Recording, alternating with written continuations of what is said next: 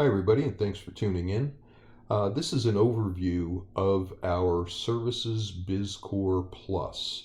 I'm not going to go through all the dashboards and income and expense and the rest of the business. I'm just going to focus on the additional pages that are added into the BizCORE Plus. And these are service crews that will now take much of what you put in to your service worksheet is now going to be referenced by service crews. Understanding that sometimes services involve a crew of people, these become drop down boxes that come from your services and labor, brings in the total cost. But here you're essentially going to set up, and this is just set up for up to 4 crews. If you have more, we can do that with a supervisor and up to 4 more workers for a total of 5. If you need a bigger crew, we can do that as well. But here you're going to set up your work crews, your operating hours for those crews. This is independent of the operating hours in your services and labor. Also, you're familiar with the repair parts assumptions. This is so you can incorporate parts into the services that you're providing. Then this is a quick summary, which actually summarizes what gets calculated down below here.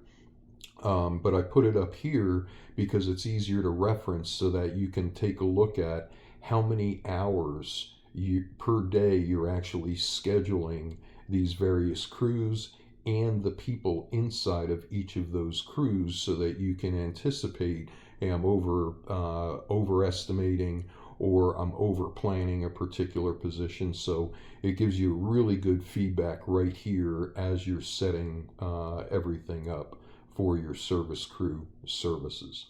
Down here, this is very similar to what you saw in services and labor.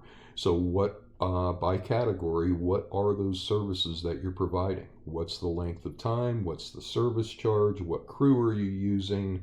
What is the pre-prep time, the post-prep time for a total service time, and then technician time during? Is there any idle time? Most of the time it's going to be no.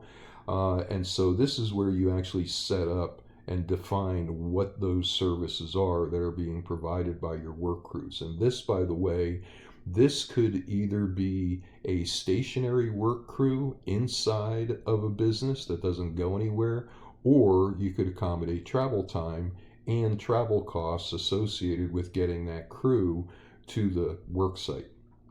So over here in service profitability, same thing, very similar to services and labor.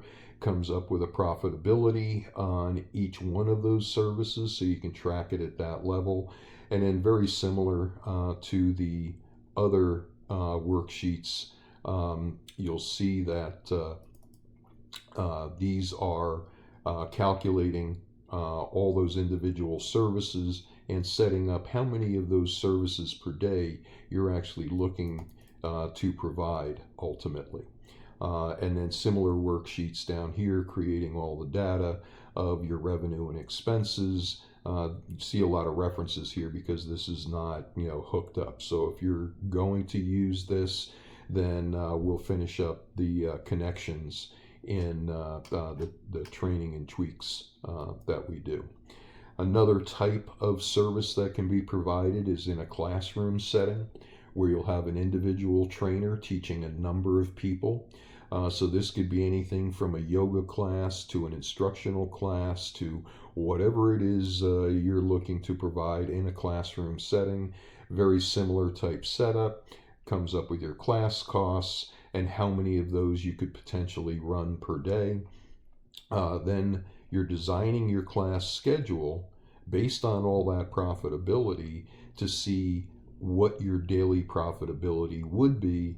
And then down here below, you're going to be setting what are your sales goals and sales expectations for those various areas. Okay. And then sublet studios is another type of service business. And here again, this could be anything from rental booths in a hair salon to these could actually be like in an appliance repair business, these could actually be vans that you subcontract to or operate on a mobile basis. And there's different types of revenue share and different types of discounting models that can be done here to determine what your revenue is, whether they're selling services to your customers already or you're providing their services to your customers at a discount.